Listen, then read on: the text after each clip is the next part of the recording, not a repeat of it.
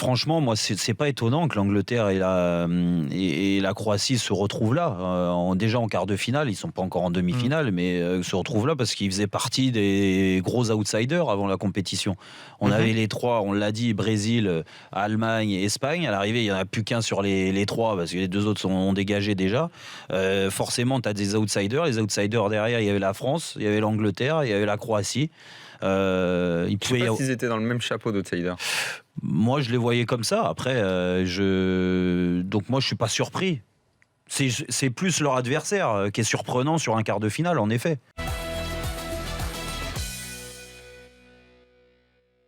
L'Angleterre à la rue, pas vraiment. Elle a été en difficulté pendant, en effet, 15-20 minutes à la fin du temps normal, mais égalisation à la 93e. Et en prolongation, c'est l'Angleterre qui termine le plus fort, mais de très très loin. Donc n'exagérons pas. Oui.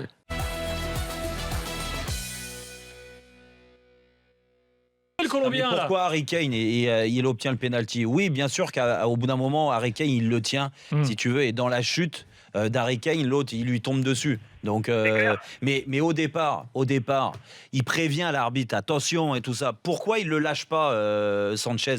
Pourquoi il vient se coller à Harry Kane comme un bêta là?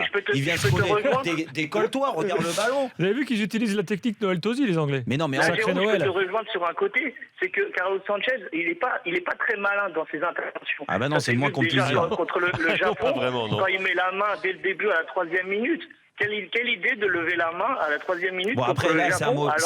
c'est Et là, après, pour ce penalty qui saute carrément après sur Harry Kane, bien qu'il a eu la faute au départ, c'est complètement idiot.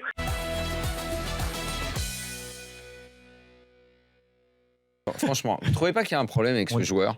Parce que quand on le voit, c'est pas un mauvais joueur, Toivonen. Honnêtement, ce qu'il fait avec le ballon et tout, c'est pas un tocard.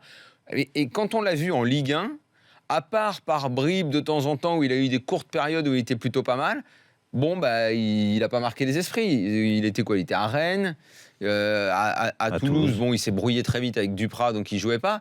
Mais quoi, on l'a gâché, ce mec-là. Il n'est pas dans le bon championnat. Parce que franchement, c'est pas un tocard, ce type.